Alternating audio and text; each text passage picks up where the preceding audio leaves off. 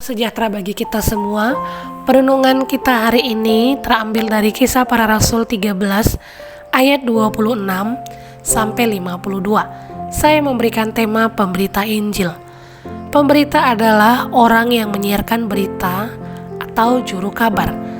Seorang pemberita memiliki tugas menyiarkan berita atau kabar kepada orang lain dengan semenarik mungkin, sehingga si pendengar percaya dan tertarik dengan berita yang disampaikan.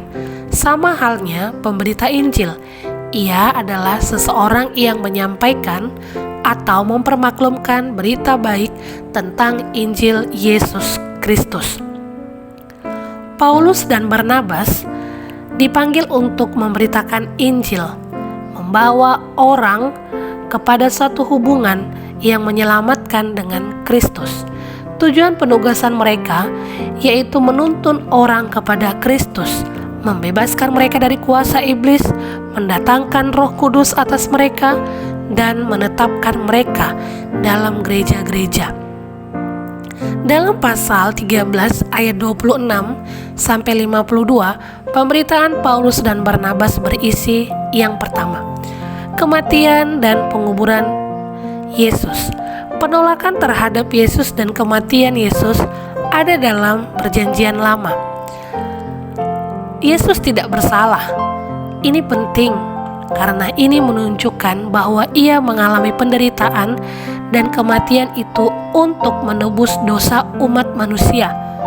Dengan menolak atau membunuh Yesus, mereka menggenapi rencana Allah atau firman Tuhan. Tujuan Paulus bukanlah menceritakan kematian atau penguburan Yesus secara mendetail, tetapi hanya menunjukkan bahwa kematian Yesus sesuai dengan kitab suci. Yang kedua, kebangkitan Yesus. Ayat 30, tetapi Allah membangkitkan Yesus dari antara orang mati. Yesus mati dan dikuburkan, tetapi ia lalu dibangkitkan oleh Allah. Banyak saksi yang melihat Yesus setelah bangkit dari antara orang mati. Para saksi itu lalu memberitakannya. Paulus dan Barnabas juga memberitakan hal yang sama. Yang ketiga, pengampunan dosa dalam Kristus. Pengampunan dosa tidak bisa didapat dari hukum Musa. Pengampunan dosa yang dimaksud adalah dalam Kristus. Kekristenan yang benar tidak pernah mengajarkan bahwa saudara bisa diampuni karena perbuatan baik, karena rajin mengikuti kegiatan-kegiatan gerejawi, melakukan kegiatan-kegiatan sosial. Tetapi pengampunan itu hanya karena jasa perbuatan Yesus Kristus. Dan itu saudara terima kalau saudara percaya kepada Yesus sebagai Tuhan dan Juru Selamat saudara. Dalam pemberitaan Injil yang dilakukan oleh Paulus dan Barnabas, ada dua tipe pendengar. Yang pertama, menolak Injil. Ayat 45 menunjukkan bahwa mereka iri hati melihat orang mendatang mendengar Paulus dan Barnabas. Iri hati ini menyebabkan mereka menghujat atau membantah, bahkan menyebabkan mereka menghasut. Siapa yang dihasut? Perempuan-perempuan terkemuka dan pembesar-pembesar. Akhirnya Paulus dan Barnabas dianiaya dan diusir. Kedua, menerima Injil. Ayat 42, orang-orang itu menerima Paulus dan Barnabas berbicara tentang pokok yang sama. Mereka ingin lebih banyak orang mendengar Injil tersebut. Mereka mengikuti Paulus dan Barnabas supaya bisa mendengar firman Tuhan lebih banyak. Ayat 48, orang yang ditentukan selamat menjadi percaya. Allah jelas menentukan siapa yang bakal dapat hidup kekal dan siapa tidak. Ayat 52, ada sukacita bagi mereka yang percaya. Bahkan sekalipun Paulus dan Barnabas diusir, mereka tetap bisa bersukacita. Pada waktu ada penganiayaan, mereka mengebaskan debu sebagai peringatan.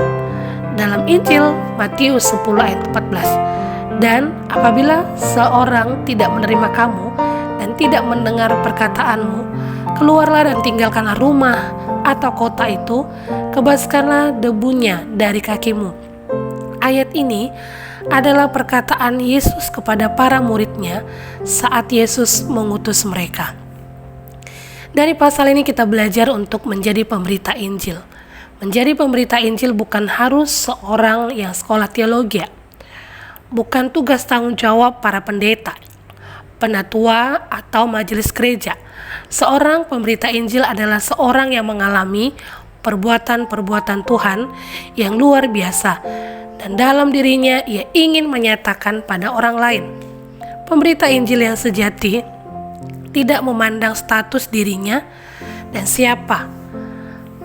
pada siapa ia ingin menceritakan Injil, karena fokus dalam penginjilan adalah semua orang diselamatkan oleh Tuhan Yesus. Shalom, Tuhan Yesus memberkati.